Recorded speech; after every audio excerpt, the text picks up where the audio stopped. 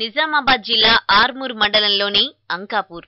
ఇక్కడున్న 9300 కుటుంబాలు పూర్తిగా వ్యవసాయంపైనే ఆధారపడి జీవిస్తున్నాయి. అంకాపూర్ ఆయకట్టు 4000 ఎకరాలు. ఇందులో ఒక్క ఎకరం కూడా ఖాళీ ఉండదు. అధునాతన వ్యవసాయ పద్ధతులు ఉపయోగించి సాగును లాభసాటిగా మార్చడం ఇక్కడి రైతులకు తెలిసినంతగా మరెవ్వరికీ తెలియదంటే అతిశయోక్తి కాదు. అందుకే అంకాపూర్ గ్రామానికి చెందిన సుమారు 250 మంది విదేశాల్లో స్థిరపడ్డారు. చిన్న గ్రామమైన ఇంటికో కారు, అధునాతన హంగులతో భవనాలు అంకాపూర్ ప్రత్యేకత.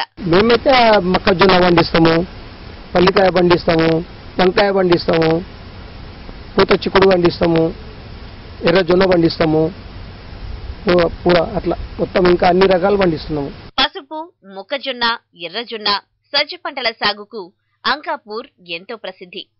కూరగాయల సాగులోనూ ఇక్కడి రైతులది అందవేసిన చెయ్యి.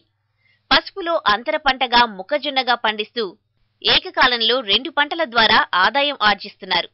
ఇక్కడి పంటలు ఇతర రాష్ట్రాలకు, విదేశాలకు ఎగుమతవుతున్నాయి. ప్రభుత్వం ప్రోత్సాహం ఇస్తే మరిన్ని దిగుబడులు సాధిస్తామని అంకాపూర్ రైతులు చెబుతున్నారు. ఆల్రెడీ సీడ్ ప్రొడక్షన్ లా అన్నిట్లో కూడా మేము ముందంచి ఉన్నాము.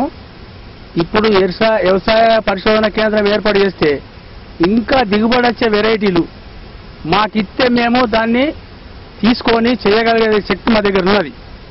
కాబట్టి మాకు ఇంకా ఎక్కువ దిగుబడి వచ్చేటి వెరైటీలు వ్యవసాయంకు ఏది సైంటిస్టులు ఏది చెప్పినా కానీ మేము ముందుకు పోగలిగి మేము సిద్ధంగా ఉన్నాము. ఈ ఊరిని ఆదర్శంగా తీసుకొని ఎక్కడి నుంచి అన్ని డిస్టిక్ల నుండి ఇక్కడికి రైతులను పంపించడం జరుగుతుంది. ప్రతి వచ్చిన టీం నెల మా చేనులో తీసుకెళ్లి ఇట్లా ఉంటుంది, ఇట్లా తోటలలో అసలు గడ్డి ఉండదు, ఇట్లా గడ్డి ఉండకుండా వేసుకుంటేనే దిగుత లేకుండా ఉంటేనే మనం వేసిన ఫర్టిలైజర్ మంచి దిగుబడి అని చెప్పి వాళ్ళకు క్లాస్ ఇవ్వడం, వాళ్ళు వచ్చిన చూసుకోవడం చేయడం జరుగుతుంది. ఇక్కడి రైతుల శ్రమను గుర్తించిన తెలంగాణ ప్రభుత్వం విత్తనోత్పత్తి, వ్యవసాయ పరిశోధనా కేంద్రాల ఏర్పాటుకు సన్నాహాలు చేస్తోంది. తక్కువ ఖర్చు, నీటితో ఎక్కువ దిగుబడులు, ఎక్కువ లాభాలు సాధించడంలో అంకాపూర్ అన్నదాతలు ముందుంటారు. అందుకే ఈ నెల 7న తెలంగాణ సీఎం కేసీఆర్ ఇక్కడ పర్యటిస్తున్నారు. వ్యవసాయ శాస్త్రవేత్తలు, అధికారులతో కలిసి రైతులతో ముఖాముఖి నిర్వహించనున్నారు.